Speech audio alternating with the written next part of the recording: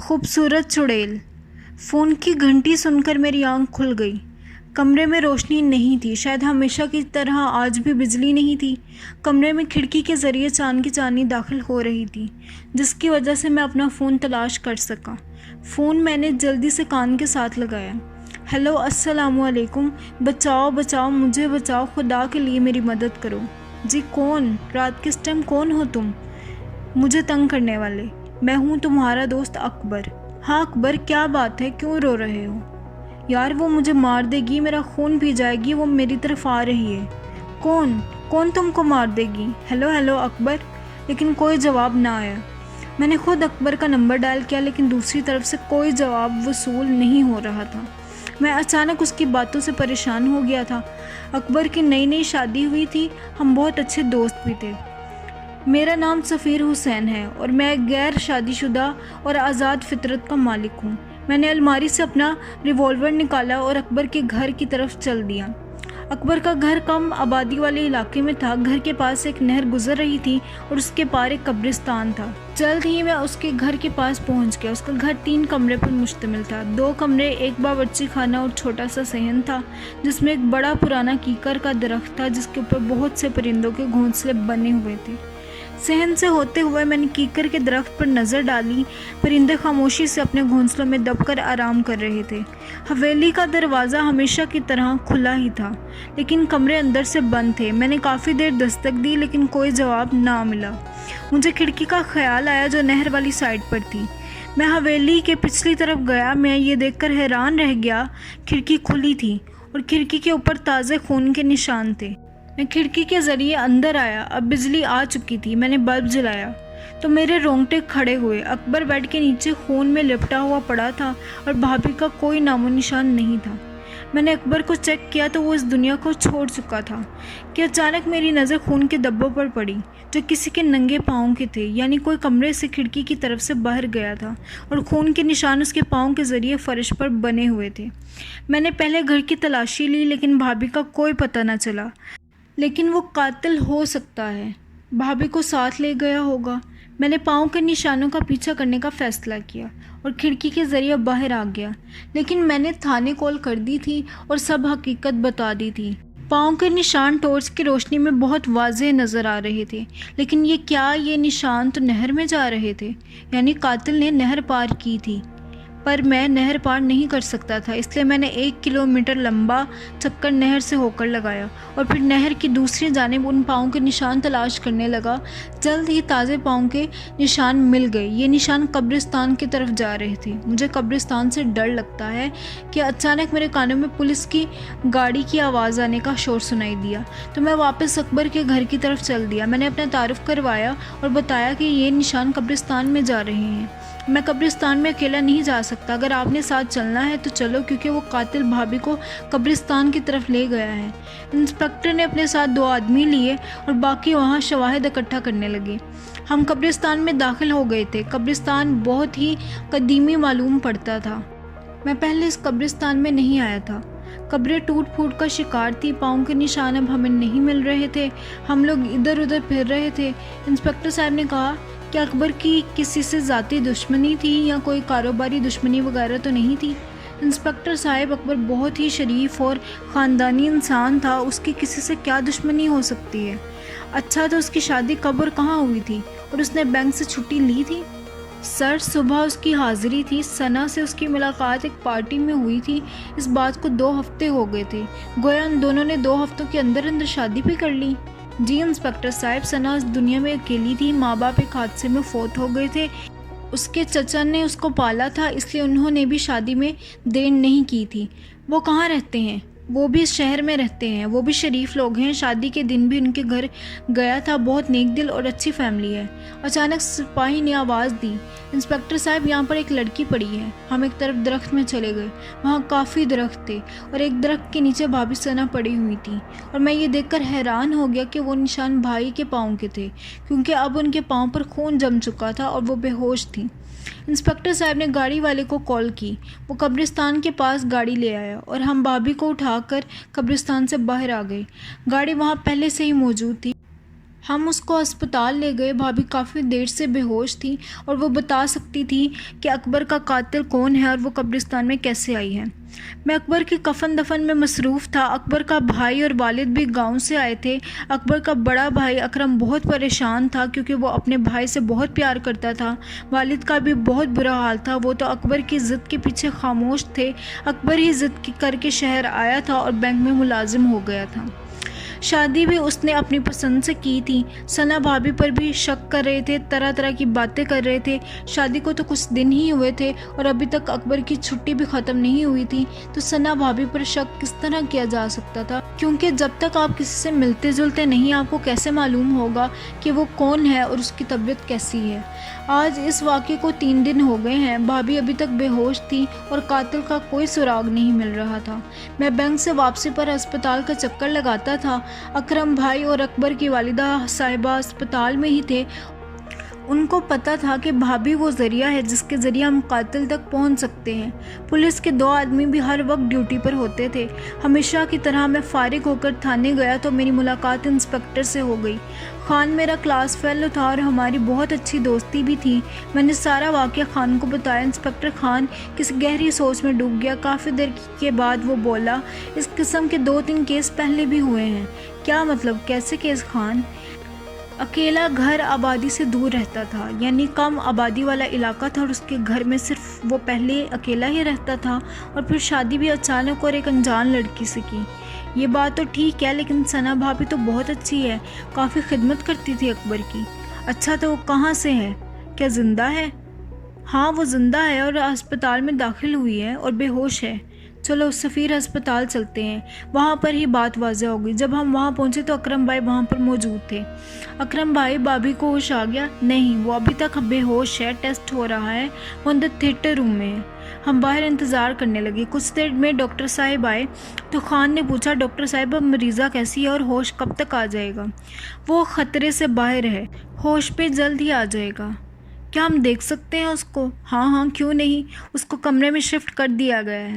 ہم تینوں کمرے میں آئے تو میں نے دیکھا کہ خان بھابھی کو غور سے دیکھ رہا تھا۔ یہ ثنا بھابھی ہے، اکرم نے کہا۔ اس کو جانتے ہو؟ آؤ میرے ساتھ باہر آؤ۔ ہم دونوں باہر آئے اور ایک طرف ہو کر کھڑے ہو گئے تو خان نے بتایا، سفیر یہ ثنا لڑکی ہے جو ہمیں مل نہیں رہی تھی، کیونکہ ہر قتل ہونے والے دلہا کے ساتھ ہمیں اس کی ہی تصویر ملی ہے، لیکن یہ ہمیں مل نہیں رہی ہے۔ یہ کیا کہہ رہے ہو؟ کیا ثنا بھابھی ہی قاتل ہے اکبر کی؟ یہ میں نہیں کہہ سکتا، لیکن شک اس پر ہی جا رہا ہے۔ میں تم کو ثبوت دے سکتا ہوں۔ ہر مقتول کی شادی کے پہلے دن جو تصویر لی جاتی ہے وہ کم سے کم شادی کے بعد ہفتے بعد ملتی ہے، اور جب تک یہ لڑکی اپنا کام کر کے غائب ہو جاتی تھی۔ لیکن یہ اب کے بار کس طرح سے پکڑی گئی، کچھ سمجھ نہیں آ رہی۔ وہ اصل میں اکبر نے قتل ہونے سے پہلے ہی مجھ سے بات کی تھی تو میں فوراً نکل پڑا تھا۔ 5-10 منٹ میں اس کے گھر پہنچ گیا تھا، تو شاید یہ اس وقت اپنا کام کر کے نکلی ہی ہوگی۔ میں نے اس کا پیچھا کیا، مجھے یہ نہیں معلوم تھا کہ میں کس کے پیچھے جا رہا ہوں، میں تو وہ خون کے نشانوں کا پیچھا کر رہا تھا۔ انسپکٹر خان نے پولیس اسٹیشن فون کیا کہ 2 لیڈیز آئیں۔ میں نے خان سے کہا، اگر یہ چکر ہے تو ہمیں کسی دم درود والے سے رابطہ کرنا چاہیے۔ ہاں سفیر، تم نے ٹھیک کہا، میرا ایک جاننے والا ہے بزرگ، وہ عمل کرتے ہیں، میں ان سے بات کرتا ہوں۔ جلد ہی وہ لیڈیز پولیس والی آ گئی۔ ہم دونوں اس بزرگ کے پاس چلے گئے۔ بزرگ کا نام پیر بابا شاہ منور تھا۔ وہ بہت نیک بزرگ تھے۔ ان کے آستانہ میں ہر وقت ہجوم ہوتا تھا، ہر وقت کوئی نہ کوئی آپ کی خدمت میں موجود ہوتا تھا۔ خیر ہم نے پہلے کال کی تھی، اس لیے وہ ہمارا منتظر تھا۔ میں نے اور انسپکٹر صاحب نے ساری بات اور حقیقت پیر بابا کو بتا دی۔ پیر بابا نے آنکھیں بند کر لی اور وہ عمل منہ میں پڑ رہے تھے۔ اچھا تو آپ لوگ کیا چاہتے ہو؟ اس لڑکی کی حقیقت یا اس کا خاتمہ کرنا چاہتے ہو یا پھر کوئی سخت سزا دینا چاہتے ہو؟ پیر بابا آپ ہمیں پہلے یہ تو بتائیں کہ وہ کون ہے اور وہ ایسا کیوں کر رہی ہے؟ وہ مکمل انسان نہیں ہے اور نہ ہی مکمل چڑیل ہے۔ وہ ایک انسان اور چڑیل کے ملاپ سے پیدا ہوئی ہے، یعنی چڑیل کی بیٹی ہے۔ اس کا انسان باپ اس کو چھوڑ کر چلا گیا تھا، جس کو اس کی چڑیل ماں نے مار دیا تھا، اور اس کی ماں چڑیل کو ایک ہندو نے چلا کاٹ کر اپنی قید میں کر لیا تھا، تو اس کی پرورش انسانوں میں ہوئی تھی۔ اس کے چچا نے اس کو پالا تھا۔ چچا اس کی حقیقت سے ناعلم تھا، اس کو ابھی تک اس کے بارے میں نہیں پتا۔ جب وہ اس لڑکی کی بار بار شادی کروا رہے ہیں تو तो उनको शक नहीं हो रहा। आप लोगों ने देख लिया होगा कि वो चुड़ैल की बेटी बहुत मासूम और भोली भाली सूरत लेकर पैदा हुई है। हर कोई उस पर एतमाद कर लेता है और वो अपना शिकार खुद ही तलाश करती है। 3-4 दिन वो अपनी खुराक बूझती है, फिर उसकी चुड़ैल वाली आत्मा जाग जाती है तो वो अपने शौहर का खून पी जाती है और हफ्तों के लिए गायब हो जाती है। जब उसके चचा को उस हादसे का पता चलता है तो वो बेचारा उसकी तलाश में थाने, अस्पतालों में, रेलवे स्टेशन और न जाने कहाँ कहाँ तलाश करता है और अपने मासूम चेहरे का फ़ायदा उठाकर कुछ हफ्ते घर में आराम करती है और फिर ताज़ा दम होकर शिकार की तलाश शुरू करती है। तो क्या हर बार चचा उसको जहेज देता है? लेकिन पीर बाबा, इस बार वो पकड़ी कैसे गई और वो अब तक बेहोश क्यों है? मैंने पहले ही बताया था कि वो चुड़ैल की बेटी है, लेकिन उसके अंदर इंसान का भी खून है, इसलिए वो कमज़ोर और थकावट भी महसूस करती है। उस रात जब अपना शिकार करके कब्रिस्तान की तरफ जा रही थी तो उसे नहर भी पार करना पड़ी थी। उसको मालूम हो गया था कि कोई उसका पीछा कर रहा है, इसलिए जल्दी में वो उस दरख्त से टकरा गई और बेहोश हो गई, क्योंकि अब उस पर थकावट तारी हो गई थी। अब हमें क्या करना चाहिए? आप उसके साथ क्या करना चाहते हैं? उसको ज़िंदा रखकर सज़ा देना चाहते हो या उसको ख़त्म करना चाहते हो? क्या पीर बाबा उस पर गोली असर कर सकती है? हाँ, करेगी, लेकिन ये ज़रूरी नहीं कि उसकी मौत उस गोली से वाक़या हो जाए। उसको मारने के लिए उसी कब्रिस्तान में 3 दिन का चिल्ला काटना होगा, जिसके बाद उस चुड़ैल की बेटी में चुड़ैल वाली ताकत आ जाएगी। उसके बाद आप जो सज़ा देना चाहो वो उस सज़ा से तकलीफ़ उठाएगी और आइंदा हो सकता है कि वो ये गलत काम ना करे। अब चिल्ले के लिए कोई आदमी तलाश करो। मैं तो पहले ही 1 साल वाला चिल्ला काट रहा हूँ जो आधी रात का है, तो पहले रात किसी पुरानी कब्र पर बैठ के करना होगा। मैं तैयार हूँ। उसने मेरे दोस्त को मारा है और न जाने कितने लोगों को शिकार बनाया है। ठीक है सफ़ीर बेटा, ये लो सत्तू के दाने, किसी पुरानी कब्र पर बैठकर इन दानों पर चिल्ला करना है और हिसार से बाहर नहीं आना। कुछ भी हो जाए, चाहे मेरी आवाज़ आए या मैं खुद ही आऊँ या तुम्हारा दोस्त अकबर भी आ जाए, तुमने किसी बात पर अमल नहीं करना है। बस मेरा बताया हुआ अमल करते रहना और दिन में किसी से कोई बात नहीं करना है। बैंक से छुट्टी ले लो। मैंने पीर बाबा की बात मान ली, लेकिन मेरा दिल तस्लीम नहीं कर रहा था कि भाभी एक बेरहम कातिल हो सकती है और वो एक चुड़ैल की बेटी है। रात का वक्त था। फ़ोन की घंटी सुनकर मेरी आंख खुल गई तो ये इत्तला मिली कि भाभी सना अस्पताल से फ़रार होने में कामयाब हो गई है। इस बारे में और कुछ मालूम ना हुआ। मैंने उसी वक्त इंस्पेक्टर से बात की तो उसने कहा, सफ़ीर भाई, अब वो चिल्ला करना है और ज़रूर करना होगा। खुदा ना करे वो कोई काम कर दे और किसी की जान चली जाए। सुबह होते ही बैंक गया और बैंक से 5 छुट्टियाँ लीं और इंस्पेक्टर खान के पास गया। मैं पुलिस स्टेशन चला गया, वो मेरा इंतज़ार कर रहा था। हाँ, तो छुट्टी ले ली है? हाँ जी। ठीक है, चाय पी लो तो हम सना भाभी के चचा के घर चलते हैं। ठीक है, मैं तैयार हूँ। और मुझे उसका घर अच्छी तरह से याद है। एक पड़ोसी से पता चला कि कल रात को जहांगीर साहब का इंतकाल हो गया है, इसलिए उसको दफन करने के लिए सब लोग उसके आबाई गांव गए हुए हैं। क्या सना भाभी भी उनके साथ है? ज़ाहिरी बात है कि सना भाभी चचा जहांगीर से बहुत प्यार करती थी, उन्हें तो जाना ही चाहिए था। और उनका गांव कहाँ है? इंस्पेक्टर खान ने पूछा। उनका गांव का नाम क्या है? लाल सुंदर वाला है और वो मोटरवे के साथ है। फैसलाबाद से कुछ पहले ही हम सबसे पहले पीर बाबा के पास गए तो उन्होंने कहा, इस बात का फ़ायदा उठा लो सफ़ीर, तुम अपना चिल्ला आज रात से शुरू कर लो और इंस्पेक्टर खान, तुम बेशक इसके पीछे गांव चले जाओ। अगर वो वहाँ ही है और मिलती है या वहाँ से गायब हो जाती है तो मुझे इत्तला देना, मैं फिर अमल से पता करूँगा कि वो कहाँ है। ठीक है पीर बाबा, जिस तरह से आपका हुक्म। फिर मैं कब्रिस्तान चला गया और रात के लिए जगह तलाश करने लगा। जल्द ही मुझे एक पुराने दरख्त के पास एक पुरानी कब्र मिल गई। मैं उस पर निशान लगाकर आ गया और खाना खाकर सो गया था। मेरी आँख शाम को 5 बजे खुली। अभी अंधेरा होने में कुछ देर बाकी थी। मैं अपनी जगह पर पहुंच गया था। वहां पर मैंने हिसार खींचा तो मैं उस कब्र पर बैठ गया और चिल्ला शुरू कर दिया। पहली रात सुकून से गुजरी। इंस्पेक्टर खान سنا کے گاؤں گیا ہوا تھا۔ میں گھر آ کر سو گیا۔ دن کو بہت سی کالیں آئیں لیکن میں نے یس نہیں کی۔ شام 5 بجے کے قریب میں اٹھا اور کھانا وغیرہ کھایا اور قبرستان کی طرف چل دیا۔ اپنی جگہ پر پہنچ کر میں بیٹھ گیا۔ آج موسم بھی خراب معلوم ہوتا تھا۔ چاند کا کوئی نام و نشان نہ تھا۔ ہوا تیز سے تیز ہوتی جا رہی تھی اور مجھے چلا کرنے میں مشکل ہو رہی تھی۔ میں حیران تھا کہ جب میں گھر سے نکلا تو موسم صاف تھا، لیکن جب قبرستان میں قدم رکھا تو موسم خراب ہو گیا۔ خیر میں عمل کرنے لگا کہ آسمان پر بجلی چمکی اور بادل شور کرنے لگے۔ ہوائیں تیز تیز چلنے لگیں۔ بہت زیادہ شور ہو رہا تھا۔ مجھے عمل کرنے میں مشکل تو ہو رہی تھی۔ کچھ دیر میں بارش شروع ہو گئی، لیکن یہ کیا بارش حصار کے باہر ہو رہی تھی اور جس جگہ میں تھا وہاں کوئی اثر نہ ہو رہا تھا۔ بادل خوب برسا، ہر طرف پانی ہی پانی ہو گیا، لیکن حیران کرنے والی بات یہ تھی کہ پانی کا ایک قطرہ بھی میرے قریب نہیں آ رہا تھا۔ موسم اب صاف تھا، چاند نظر آ رہا تھا اور چاندنی ہر چیز کو منور کر رہی تھی۔ بادل کا شور تھم چکا تھا اور اب مکمل خاموشی تھی۔ میں نے اپنا عمل جاری رکھا تھا۔ صبح ہونے سے کچھ پہلے مجھے انسپکٹر خان اپنے پاس آتا ہوا نظر آیا۔ خان نے کہا، سفیر یہ عمل، یہ چلہ چھوڑ دو، ہم نے ثنا کو مار دیا ہے، اب وہ مر چکی ہے۔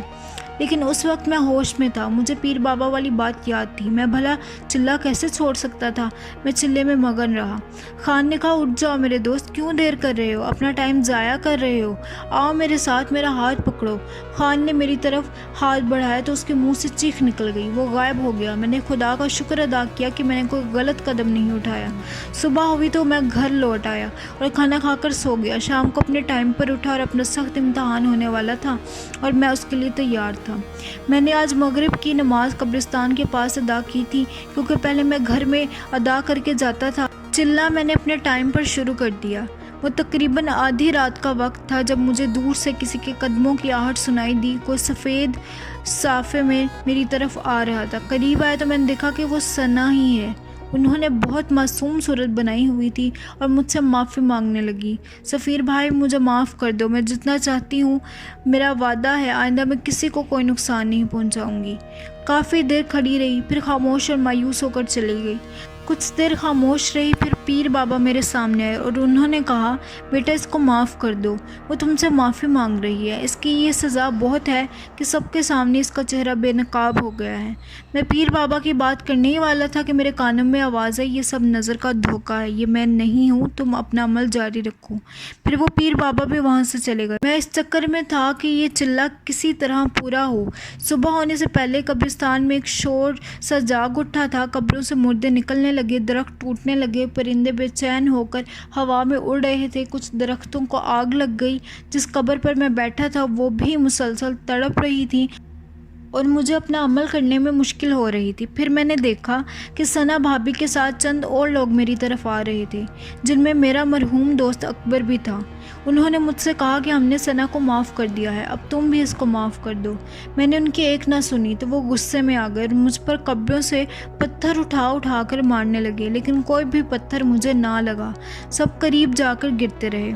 کچھ دیر یہ عمل جاری رہا، پھر سب مردے میرے پاس آنے لگے، لیکن وہ پرانی قبر بھی مجھے پریشان کر رہی تھی جس میں سے کسی بڑھیا کی آواز آ رہی تھی۔ میں نے آنکھیں بند کر لیں اور عمل جاری رکھا کہ اچانک سب شور ختم ہو گیا۔ میں نے آنکھیں کھولیں تو ثنا چڑیل کی بیٹی بے ہوش پڑی تھی۔ دور سے مجھے انسپکٹر خان آتا ہوا دکھائی دیا۔ اب صبح ہو چکی تھی۔ انسپکٹر خان نے بے ہوش ثنا پر فائر کیا اور اس کو ہمیشہ کی نیند سلا دیا۔ میں حصار سے باہر نکلا۔ ہم نے ثنا کی لاش کو تابوت میں بند کر کے بغیر جنازہ غسل کے ہی دفن کر دیا، کیونکہ نہ وہ مسلمان تھی اور نہ پوری انسان تھی، وہ تو چڑیل کی بچی تھی۔ مجھے آج بھی اکبر کی یاد آتی ہے۔ اس واقعے کو 10 سال ہو گئے ہیں۔